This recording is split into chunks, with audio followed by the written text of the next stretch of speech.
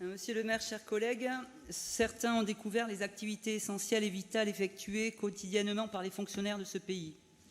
Des soignants aux agents territoriaux, ils étaient au front durant la crise sanitaire, qualifiés de héros. Je n'oublie pas tous les salariés du privé, les premiers de tranchée, caissières, chauffeurs routiers, livreurs, agents des EHPAD, éboueurs, brusquement devenus des héros, applaudis, hier invisibles, voire méprisés. Je rappelle que l'ordonnance 2020-430 du 15 avril est venue amputer le droit à des congés des fonctionnaires jusqu'à 10 jours. Jusqu'à 10 jours.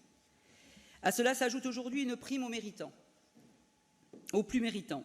Vous nous proposez donc aujourd'hui, monsieur le maire, de voter une prime Covid-19.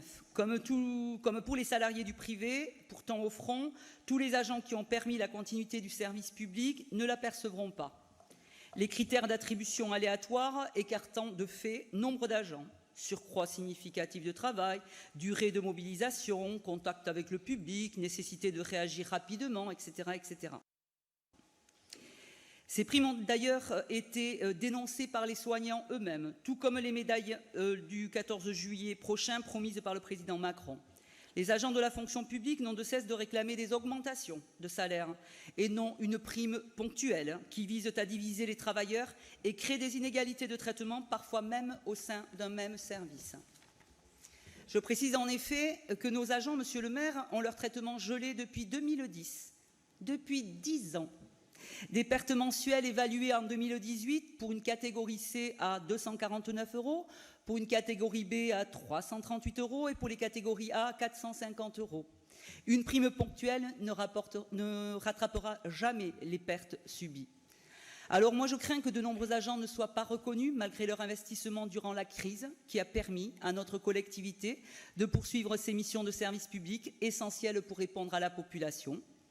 Je tiens à saluer ici l'engagement et le devoir accompli avec une totale abnégation par les agents de la ville.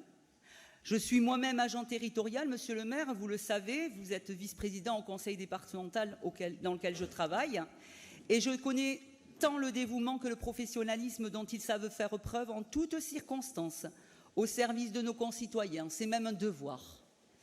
Alors, au nom de Réveiller Anglette, parce que je ne valorise pas la question des primes, je valorise la question de l'augmentation de salaire pour tous, je ne participerai pas au vote de cette délibération en raison des critères d'attribution de la prime qui excluent de fait nombre d'agents. Je vous remercie. Merci.